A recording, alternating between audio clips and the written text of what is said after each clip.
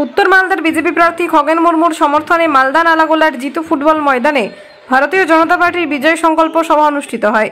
এই সভায় প্রধান বক্তা হিসেবে উপস্থিত ছিলেন কেন্দ্রীয় প্রতিরক্ষা মন্ত্রী রাজনাথ সিং। এছাড়া উপস্থিত ছিলেন বিদায়ী সাংসদ তথা উত্তর মালদার বিজেপি প্রার্থী খগেন মুর্মু, সভাপতি উজ্জ্বল দত্ত ও বহু সংখ্যক নেতাকর্মী। এই অনুষ্ঠানে বক্তব্য রাখতে গিয়ে রাজনাথ সিং বলে, আমাদের ভারতবর্ষ আজ তৃতীয় স্থানে নিয়ে এসেছেন আমাদের প্রধানমন্ত্রী নরেন্দ্র মোদীজি। সন্ত্রাস দমন করেছেন, মুসলিম মহিলাদের জন্য 3 তালাক বন্ধ করেছেন। পশ্চিমবঙ্গের মুখ্যমন্ত্রী মমতা বন্দ্যোপাধ্যায় দল দুর্নীতিতে ভরে গিয়েছে বলে কটাক্ষ করেন। তিনি আরো বলেন, ভারতীয় জনতা পার্টির প্রার্থীদের পদ্মফুলে ভোট দিয়ে জিতিয়ে পশ্চিমবাংলাকে দুর্নীতি মুক্ত করুন। मालदा থেকে বিশ্বজিৎ মণ্ডলের রিপোর্ट। राष्ट्रपति मिस्टर पुतिन से बात की और यूक्रेन के राष्ट्रपति मिस्टर जेलेंस्की से बात की और आपको जानकर खुशी होगी कि करिश्माई काम हुआ। 4.5 घंटे के लिए रूस और यूक्रेन की लड़ाई रुक गई और 22,000 बच्चे हमारे वहां से चलकर भारत आ गए। यह है भारत।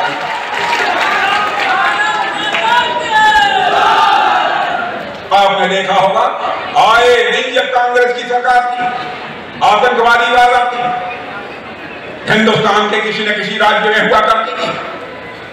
भाई आज कोई बताए कहीं आतंकवादी वारदात हो जाए। मुंबई में बड़ी संख्या में हमारे पुलिस के अधिकारी मारे गए, भारत के नागरिक मारे गए थे आतंकवादियों के हाथ। उस समय के महाराष्ट्र के गृह मंत्री ने कहा, आज ये आतंकवाद की घटनाएं तो होती रहती है। मैंने भाई आज कोई आतंकवादी वारदात करके दिखाए। भारत के अंदर आज वह ताकत है, भारत के अंदर वह ताकत है। भारत कमजोर भारत नहीं है, ताकतवर भारत है।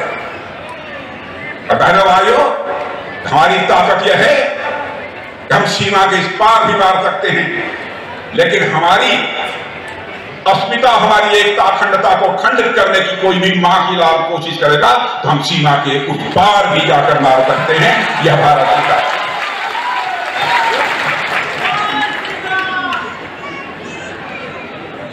और इस बार तो मैं हालत देख रहा हूं सारे देश भर में। कुछ दिनों पहले मैं तमिलनाडु में था, केरल में, हैदराबाद में। पहले वहां भारतीय जनता पार्टी बहुत कमजोर थी। आज जहां चले जाइए दक्षिण भारत में भारतीय जनता पार्टी का बोलबाला है। मेरे बहनों, भारतीय जनता पार्टी का बोलबाला है। मुझे लगता है ममता जी, पश्चिम बंगाल की जनता की आंखों में आप धूल क्यों झोंक रहे हैं? क्या सच बोलकर राजनीति नहीं की जा सकती है? बराबर जनता की आंखों में धूल झोंककर राजनीति करने की आप लोग कोशिश करती है। भाई किसी राज्य का यह अधिकार नहीं है कि नागरिकता के कानून को समाप्त कर दे। और कोई मां का लाल नागरिकता के कानून को समाप्त नहीं कर सकता है। मैं डंके की चोट पर कहना चाहता हूं।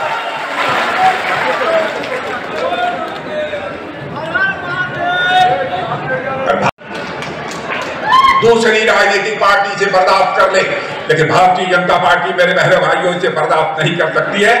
इसे भी करके हम लोगों ने दिखाया। हम लोगों ने कहा था हम आएंगे, नागरिकता का कानून पास करेंगे। आप देख रहे हैं, चाहे पाकिस्तान हो, बांग्लादेश हो, चाहे अफगानिस्तान हो, हमारे बहुत सारे लोगों का धार्मिक आधार पर उत्पीड़न हुआ है और वहां से भगकर लोग भारत में शरण लेते हैं, लेकिन उनको भारत की नागरिकता नहीं मिलती थी। मैं आपसे पूछना चाहता हूं, धार्मिक उत्पीड़न के कारण जो लोग बांग्लादेश, अफगानिस्तान, पाकिस्तान से भारत आते थे, भग कर आते थे, हमारे लोग हैं, भारत हमारा है, अब वहां चलेंगे, हमें राहत मिलेगी, हमें सम्मान मिलेगा। क्या ऐसे लोगों को नागरिकता दी जानी चाहिए कि नहीं दी जानी चाहिए? मैं आपसे पूछता हूं, आप बताइए, दी जानी चाहिए कि नहीं दी जानी चाहिए? और तेज आवाज में बताइए, दी जानी चाहिए कि नहीं दी जानी चाहिए? बहनों भाइयों, हम लोगों ने इस नागरिकता का कानून पास कर दिया। जो भी धार्मिक उत्पीड़न के कारण अफगानिस्तान, पाकिस्तान और बांग्लादेश से भारत आएंगे, हम उनको नागरिकता का कानून देंगे, उनको नागरिकता देंगे। मंदिर बनने से हमें दुनिया की कोई ताकत नहीं रोक सकती। हम जब नारे लगाते थे, राम लला हम आएंगे, मंदिर वही बनाएंगे, या कांग्रेस टीएमसी के लोग कहते थे कि भाजपा वाले बार बार मंदिर बनाने की बात करते हैं। मंदिर बनाएंगे लेकिन तारीख नहीं बताएंगे। बहनों भाइयों, आपने देखा वो 22 जनवरी का दिन आ गया, अयोध्या की धरती पर भव्य राम का मंदिर बना हुआ है, उसमें भगवान राम लला की प्राण प्रतिष्ठा हमारे प्रधानमंत्री ने कर दी।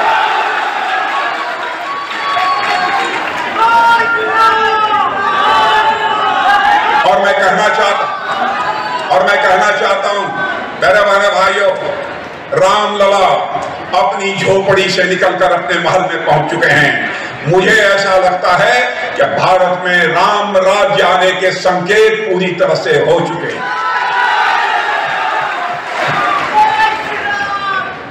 हम लोगों ने कहा था हमारी सरकार आएगी तो 3 तलाक, ट्रिपल तलाक, हम इसे समाप्त करेंगे। हमारे विरोधी दल के लोग कहते थे दूसरे धर्म के मामले में आप हस्तक्षेप क्यों करते हैं। हम लोगों ने कहा चाहे हिंदू हो, मुसलमान हो, ईसाई हो, यहूदी हो, कोई किसी धर्म की मानने वाली मां, बहन और बेटी, हमारी भी मां, बहन और बेटी है, उसके साथ कोई जुल्म होगा, अत्याचार होगा, सरकार बने या न बने, उस मां, बहन और बेटी के साथ भारतीय जनता पार्टी पूरी मजबूती के साथ खड़ी है। हम कैसे इसे बर्दाश्त कर सकते थे। आप किसी बहन बेटी के साथ शादी करिए और 10 दिन के बाद तलाक तलाक। सारी दुनिया कान खोलकर सुनती है कि भारत बोल क्या रहा है। यह भारत की हैसियत बनी। मेरे बहनों भाइयों, धन दौलत, अर्थव्यवस्था के आकार के मामले में देखा जाए, मोदी जी के आने के पहले हमारा भारत दुनिया के देशों में 11वें स्थान पर खड़ा था, लेकिन मोदी जी के आने के बाद 7 वर्षों के अंदर ही यह करिश्मा हो गया कि हमारा भारतवर्ष धन दौलत के मामले में, अर्थव्यवस्था के आकार के मामले में दुनिया के देशों में 11वें स्थान से जंप लेकर आज 5वें स्थान पर पहुंच चुका है। सारी दुनिया यह कहती है भारत दुनिया में सबसे तेजी से आगे बढ़ने वाली अर्थव्यवस्था है। यदि ऐसे ही भारत आगे बढ़ता रहा तो इस सच्चाई को नकारा नहीं जा सकता है कि 2027 आते आते हमारा भारत दुनिया के टॉप 3 कंट्रीज में आकर खड़ा हो जाए। हमारे प्रधानमंत्री का संकल्प है 2047 आते आते हमारा देश यह विकसित देश होगा, विकसित भारत होगा, डेवलप्ड इंडिया होगी। मेरे बहनों भाई, यह हमारे लिए कोई छोटी उपलब्धि नहीं है। हम सब भारतीय जनता पार्टी में काम करने वाले लोग और देश की जनता भी सच्चाई को जानती है। चाहे कांग्रेस हो अथवा टीएमसी हो, चाहे सीपीआईएम के लोग, जब भी चुनाव आता है आपसे तरह तरह के वादे करते हैं, लेकिन सरकार बनने के बाद ये अपने वादों को पूरा नहीं करते। लेकिन मैं डंके की चोट पर कह सकता हूं, भारतीय जनता पार्टी हिंदुस्तान की एक ऐसी राजनीतिक पार्टी है जो कहती है वह करती है। हमारे कहने और करने में कोई अंतर नहीं होता है, हमारे वर्ड और डीड्स में कोई अंतर नहीं होता। मैं आपको याद दिलाना चाहता हूं, वर्षों पहले हम लोगों ने कहा था हमारी सरकार आएगी, जम्मू कश्मीर को धारा 370 के अंतर्गत जो विशेष अधिकार प्राप्त है हम उसको समाप्त करेंगे। जम्मू कश्मीर का भी वही दर्जा होगा जो हिंदुस्तान के अन्य राज्यों का दर्जा होगा। आपने देखा संसद में मेजॉरिटी मिलने के बाद ही हम लोगों ने चुटकी बजाकर धारा 370 को समाप्त कर दिया और जम्मू कश्मीर का वही दर्जा है जो हिंदुस्तान के अन्य राज्यों का दर्जा है। Milan Das convener, Ajay Ganguly incharge and Ali Hossain joint in charge and Mahfuza Khatun national executive member। और यहाँ मौजूद मेरे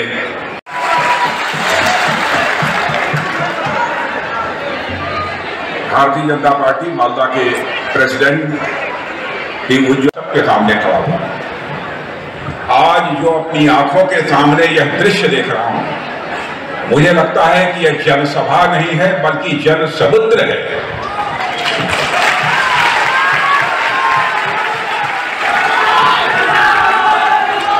और मुझे ऐसा लगता है यहाँ के लोगों ने मन बना लिया है कि हमें खगेन मुर्मू को भारी मतों से विजय दिलाकर भारत की पार्लियामेंट में भेजना है।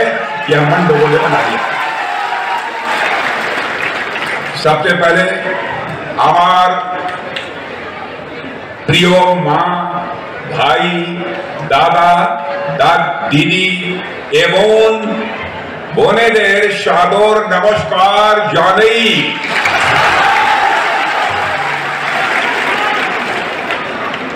बहनों भाइयों, जब भी मैं बंगाल में आता हूं मैंने देखा है कि जो बंगाल की जनता का मुझे बेहद प्यार मिलता है और विशेष रूप से माताओं, बहनें और बेटियों की तरफ से जो अद्भुत स्नेह मिला है उसकी जितनी भी सराहना की जाए वह कम है। आज मैं पश्चिमी बंगाल की जिस भूमि पर यहाँ खड़ा हूं, यह 51 शक्तिपीठों में शामिल किरीटेश्वरी के आगे मैं पहले अपना शीश झुकाता हूं और मुझे पूरा विश्वास है कि यह मां किरीटेश्वरी इस पश्चिमी बंगाल का कल्याण करेगी, पूरी यहाँ की जनता का कल्याण करेगी, ऐसा मेरा पक्का भरोसा है।